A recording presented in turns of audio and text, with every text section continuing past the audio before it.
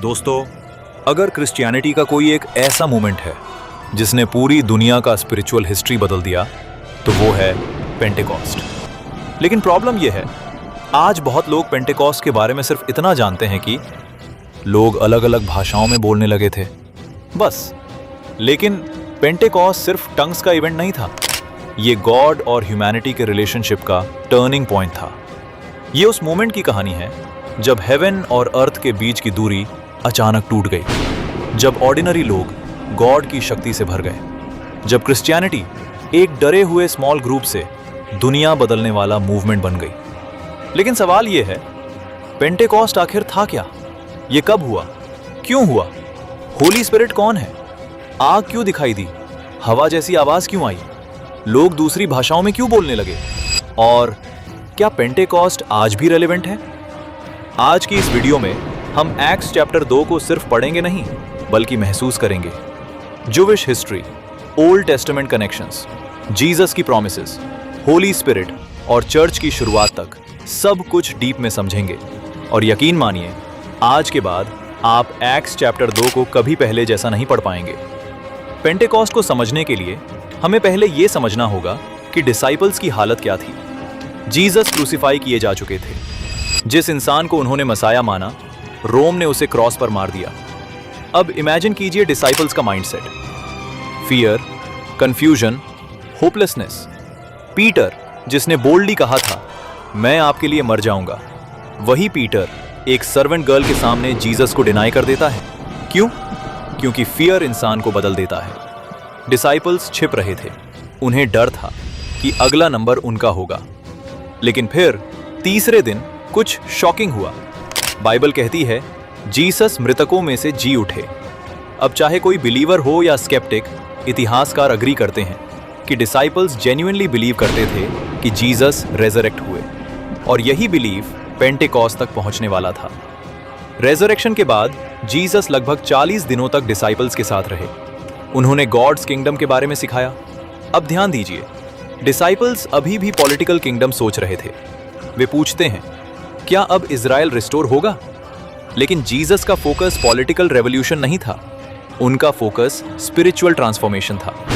और फिर उन्होंने एक वेरी इंपॉर्टेंट प्रॉमिस दिया, एक्ट्स 1:8, जब होली स्पिरिट तुम पर आएगा, तुम सामर्थ पाओगे।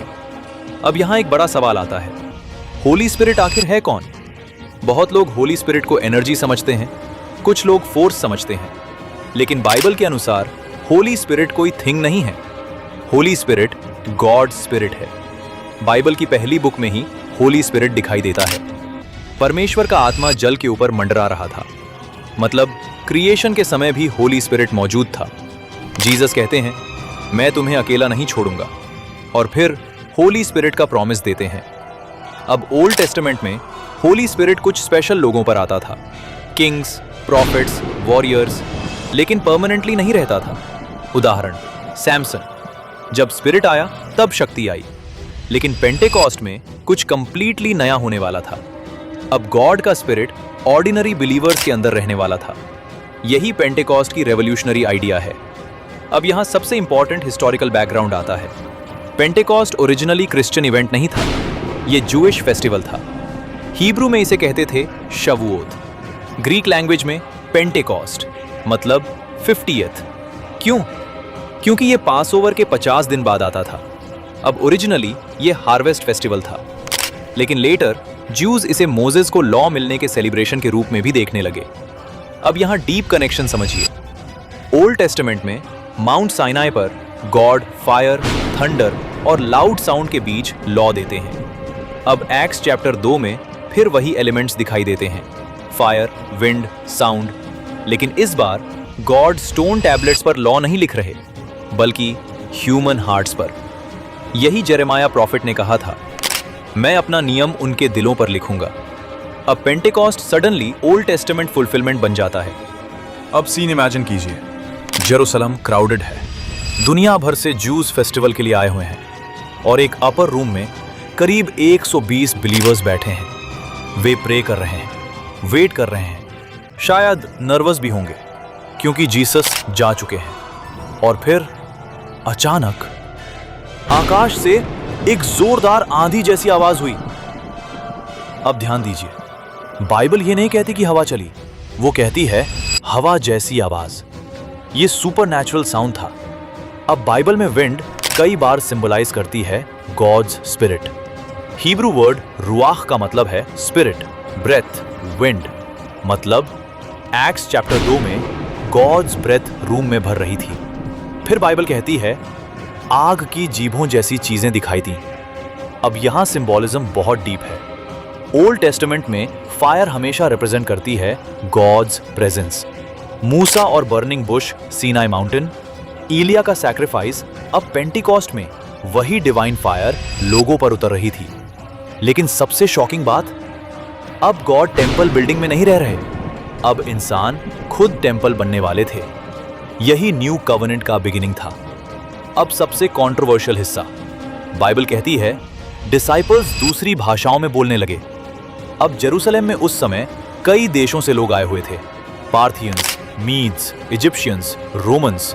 और शॉकिंग बात, हर इंसान अपनी लैंग्वेज में गॉड की बातें सुन रहा था। अब इमेजिन कीजिए, एक गैलीलियन फिशरमैन जो शायद कभी अपनी रीजन से बाहर नहीं गया, सडनली दूसरी भाषा बोल रहा है। भीड़ शॉक्ड थी। कुछ लोग बोले ये मिरेकल है, कुछ बोले ये लोग नशे में हैं।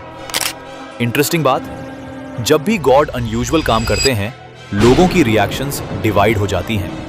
अब रिमेंबर कीजिए, ये वही पीटर है जिसने जीसस को डिनाई किया था, लेकिन अब वो हजारों लोगों के सामने खड़ा है, फियरलेस, बोल्ड। यही होली स्पिरिट की ट्रांसफॉर्मेशन है। स्पिरिट ने वीक आदमी को स्ट्रांग बना दिया, कावर्ड को प्रीचर बना दिया। पीटर एक्सप्लेन करते हैं, जोल चैप्टर 2, अंत के दिनों में मैं अपना आत्मा सब लोगों पर उंडेलूंगा। अब यहां रेवोल्यूशनरी बात समझिए। ओल्ड टेस्टामेंट में स्पिरिट लिमिटेड था, लेकिन पेंटिकॉस्ट में स्पिरिट सभी के लिए अवेलेबल हो गया। Main, women, young, old, rich, poor. ये स्पिरिचुअल डेमोक्रेसी थी। पीटर प्रीच करते हैं और फिर करीब 3000 लोग फेथ एक्सेप्ट करते हैं। अब इमेजिन कीजिए, सुबह तक 120 बिलीवर्स थे, शाम तक 3000। यहीं चर्च ऑफिशियली जन्म लेती है। अब सबसे बड़ा सवाल, पेंटिकॉस्ट इतना इंपॉर्टेंट क्यों है?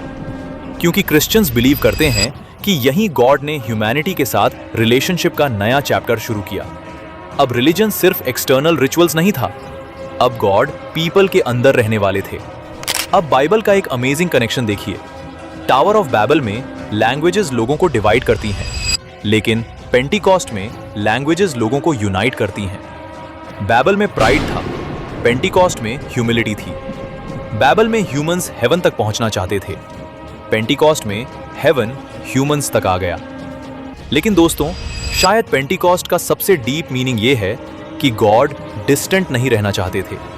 ओल्ड टेस्टामेंट में गॉड टेंपल में रहते थे, लेकिन पेंटिकॉस्ट के बाद बिलीवर्स को कहा गया तुम होली स्पिरिट का मंदिर हो। मतलब गॉड सिर्फ बिल्डिंग्स में नहीं, पीपल के अंदर रहना चाहते हैं। और शायद यही रीजन है कि पेंटिकॉस्ट सिर्फ एंशिएंट इवेंट नहीं है, ये ट्रांसफॉर्मेशन की कहानी है, ये होप की कहानी है, और इस बात की कहानी है कि ऑर्डिनरी लोग भी गॉड के द्वारा एक्स्ट्रा ऑर्डिनरी बन सकते हैं। और अब मैं आपसे एक सवाल पूछना चाहता हूं, क्या पेंटिकॉस्ट सिर्फ उस समय के लिए था, या आज भी परमेश्वर ऑर्डिनरी लोगों को एक्स्ट्रा ऑर्डिनरी बना सकता है? अगर आपका आंसर हाँ है तो कमेंट्स में लिखिए होली स्पिरिट आज भी जीवित है। और अगर आप ऐसे डीप बाइबल मिस्ट्रीज और क्रिश्चियनिटी डॉक्यूमेंट्रीज देखना चाहते हैं तो अभी हाउस ऑफ लिविंग गॉड को सब्सक्राइब जरूर कर लीजिए और बेल आइकॉन दबाइए और इस जर्नी का हिस्सा बन जाइए।